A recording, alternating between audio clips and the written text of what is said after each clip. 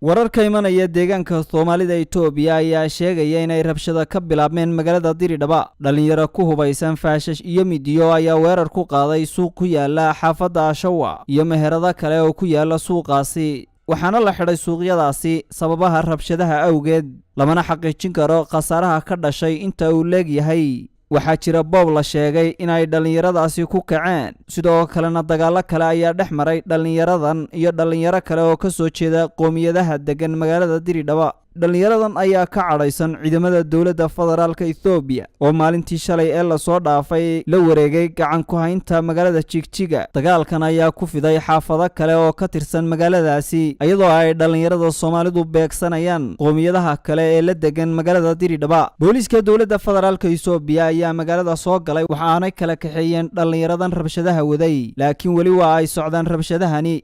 waxaana joogsaday gaadiidkii dadweynaha iyadoo ay wadooyinka xidheen dhalinyaradaasi. magaalada Jigjiga ayaa haatan degan iyadoo laga cabsi qabo inay barnaamijyadu dib u soo cusboonaadaan. ciidamada booliiska ee ka hortaga rabshadaha ayaa dhooban wadooyinka iyo xaafadaha, waxaanay ku hubaysan yihiin budhadh iyo gaashaano caag ah. magaalada Jigjiga ayaa aanay soo gelin caanihii iyo khudaartii uga iman jiray deegaanada ku xiran. welina lama xaqiijin karo meesha uu ku dambeeyay madaxweynihii dowlad deegaanka Soomaalida Itoobiya Cabdi Maxamuud Cumar. dowladda federaalka Itoobiya ayaan weli shaacin sababta keentay qabsashada magaalada Jigjiga, iyadoo ay ciidamadan qabsaday magaalada Jigjiga sheegeen in lagu amray sugitaanka amniga iyo xasiloonida magaaladaasi. xiisadan ayaa lagu sababayn karaa in madaxweynaha dowlad deegaanka Soomaalida Itoobiya uu diiday saamiga deegaanka la siiyay shidaalka dhawaan laga soo saarayo dowlad deegaanka Soomaalida Itoobiya, kaas oo ra'iisul wasaaraha dalka Itoobiya Abiy Ahmed uu hore u sheegay inay Soomaalidu 5% yeelan doonto. ismaamulka Tigreega ayaa dhinacyadaas haysta ugu baaqay xasiloonida. war-saxaafadeed ka soo baxay ismaamulka dowladda deegaanka Tigreega ayaa lagu sheegay inaanay ogolayn ku tumashada dastuurka dalka Itoobiya. Cali Maxamed Jaamac Cali Fahad, SAB TV.